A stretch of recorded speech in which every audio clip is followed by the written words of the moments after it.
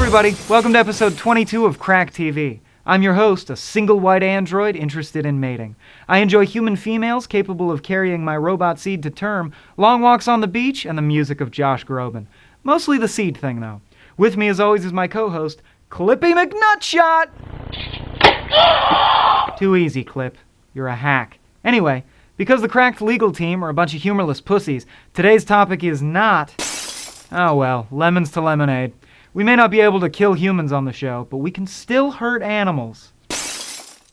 I mean, I didn't check, but when it comes to simple household pet abuse, there's no handier tool than a wall. It's large, solid, and makes a satisfying sound when struck. You hear that? That's some skull deformation right there. That's nice. In the unlikely event that your animal's smart enough to avoid walls, try installing a glass door, or, as the professional pet abuser calls it, the beautiful lie. And if your pet simply refuses to abuse itself, you may want to unleash the invisible bats. Of course, physical harm is just one hilarious dimension of animal cruelty. Don't write off the more subtle psychological approach. Jump! Gah! Nuanced. Don't fucking go in my closet! Sophisticated. What the fuck are you looking at? It's really the thinking man's abuse. Don't fucking run away from me! Run! Just remember, when utilizing this technique, never make a threat you can't back up. I'm going to rape you! This is also an excellent debate strategy. The reforms I'm proposing would not apply to those who are here illegally. I'm going to rape you! It's not true. Let's be honest. You don't always have the time to provide your pets with the level of abuse that they so richly deserve. Luckily, as with every other human endeavor, there's already a robot that does it better. Pet spa. The spa's brilliance lies in its simplicity. You take a torture box, call it a shower, lock the victim inside, and let her rip. If it was good enough for the Nazis, it's good enough for Sergeant Nibbles.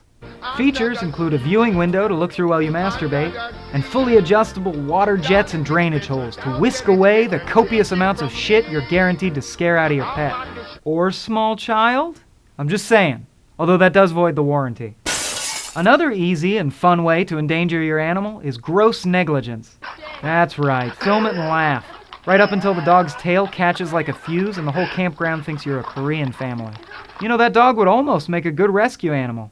Chief, we got someone trapped under a flaming beam. Right, send in the rescue dog. You mean the one that just jumps over the fire over and over? Yeah, well, he burns alive. Well, yeah, but you don't have to say it like that. Now, I'd like to recognize those that take the time to turn pet abuse into a full-scale hobby. God bless you, extreme grooming weirdos. Honestly, if you wanted a fish, they're really cheap. Those photos are all from the same annual poodle grooming convention, although it got canceled this year because the poodles were all found hanged to death by their own leashes.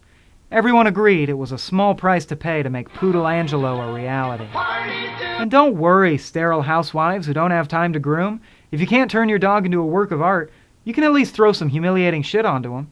Bonus points for blasphemy.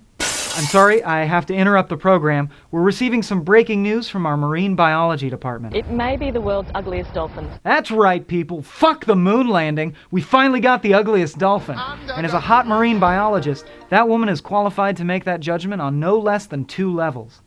Now let's kill the son of a bitch. Sweet lady progress marches ever onward. At this point, some of you are probably thinking, Michael, come on. What other forms of abuse are there? Are you kidding me? We haven't even gotten to chemical burns yet. And what about the long con? That's right, hardcore drug addiction. Pet owners have long enjoyed slipping their animals alcohol, weed, even LSD. Anything to shut them the hell up. Don't think recreational drugs count as abuse? Next time you're on acid, imagine living in a world of giant drunks and having no theories whatsoever as to why their faces are suddenly melting. Huh, you know, it's funny. I did the exact same thing my first time. Wait! We can't stop here. This is backcountry. You know what was a good board game? Mousetrap.